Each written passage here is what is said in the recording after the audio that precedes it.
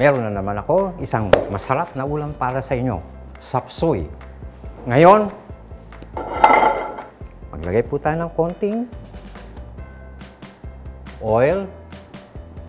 And then, painitin natin ng konti.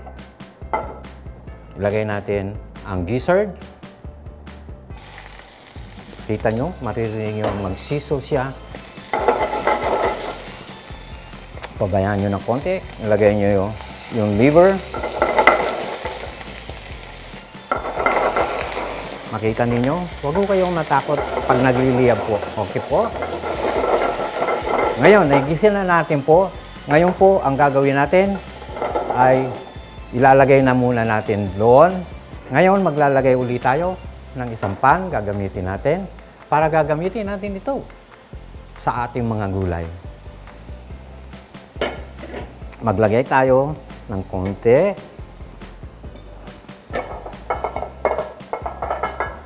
Ngayon ay sibuyas.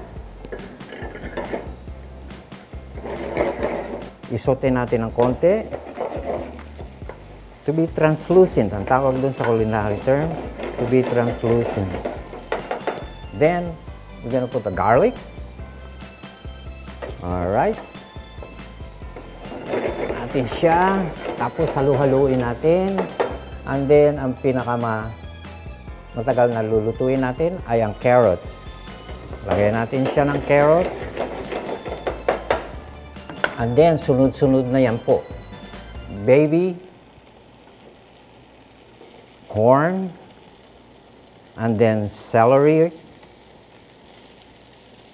and then, at saka ang shiitake mushroom. Ang shiitake mushroom, ang pinakamasarap na mushroom.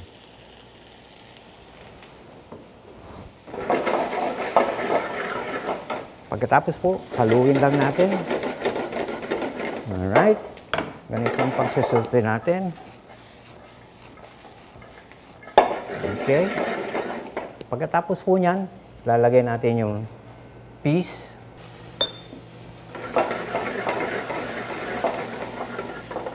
And then, ang oyster sauce natin, isasama rin natin.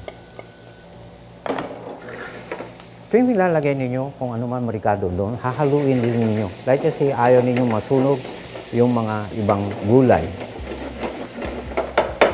Pagkatapos po, lagyan natin ng toyo.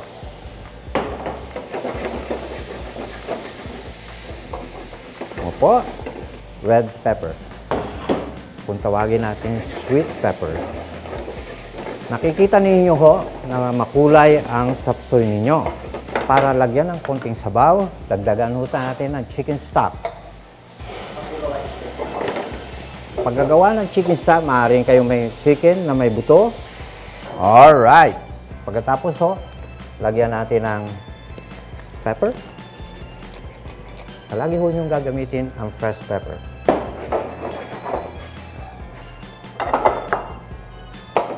Okay. Pagkatapos po, ihahalo natin ito. Ibubuhuso natin dyan. Lagyan natin pang konting stock. Ang gagawin ko, lalagyan ko ng pampalapot. Pagkatapos po niyan, kailangan po dagdagan pa natin ng stock para meron po tayong konting sabaw. Yan. Lagyan natin ng sili.